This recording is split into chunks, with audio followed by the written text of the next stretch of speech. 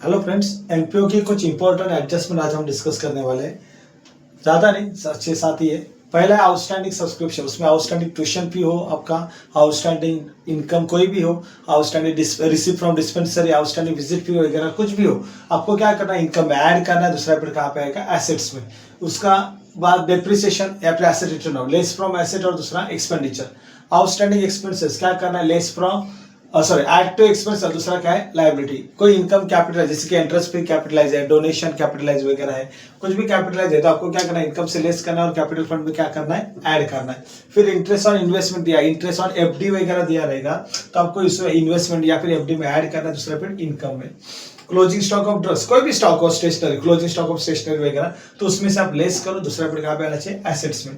Donation for building fund, less from क्या करना है, आपको डोनेशन से लेस करना है और बिल्डिंग फंड में ऐड करना है। ये इंपॉर्टेंट एडजस्टमेंट। और एक एडजस्टमेंट आपको बताना चाहता हूँ, सेल ऑफ एसेट का। तो सेल ऑफ एसेट, कोई भी फर्नीचर हो या फिर आप मशीनरी सोल्ड कर रहे हो, मान के चलो उस एसेट को अगर सेल कर रहे हो तो इसके देखो पहला इफेक्ट क्या है हमारा, फर्स्ट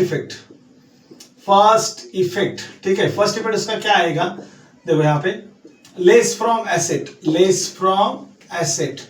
क्या एसेट से माइनस करना है, बुक वैल्यू। क्या एसेट से माइनस करना है, बुक वैल्यू। वहां पे दिया रहता है बुक वैल्यू, सेल्स वैल्यू वगैरह सब, ठीक है। तो बुक वैल्यू आपको क्या करना है, एसेट से माइनस करना है। ये आपका पहला इफेक्ट रहेगा। सेकंड इफेक्ट के लिए बेटा हमारे पास ना 3 ऑप्शन है। कितने ऑप्शन है, 3।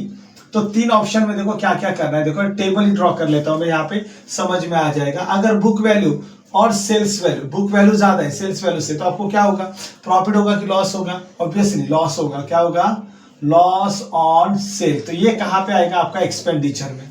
ये कहां पे फिर आएगा, एक्सपेंडिचर। लेकिन अगर मान के चलो दूसरा केस है, क्या है, दूसरा केस, जिस केस में क्या हुआ, book value is less than sales value, तो आपको क्या होगा, प्रॉफिट ऑन सेल। तो उस समय आपको इफेक्ट कहां पे लिखना है, इनकम में लिखना है। कहां पे लिखना है, इनकम में। और मान के चलो उल्टा करते थोड़ा सा, और अगर book value is equal to sales value, मतलब 10,000 का फर्नीचर 10,000 में ही बेचा है, तो इसका मतलब क्या, नो प्रॉफिट, राइट है, या फिर क्या रहेगा, नो लॉस। तो इसका इफेक्ट नो एंट्री। क्लियर हुआ। ये भी आप इस पे ध्यान रख सकते हो, ये भी एडजस्टमेंट है तो आप सॉल्व कर सकते हो। वीडियो पसंद है तो वीडियो को लाइक करो, सब्सक्राइब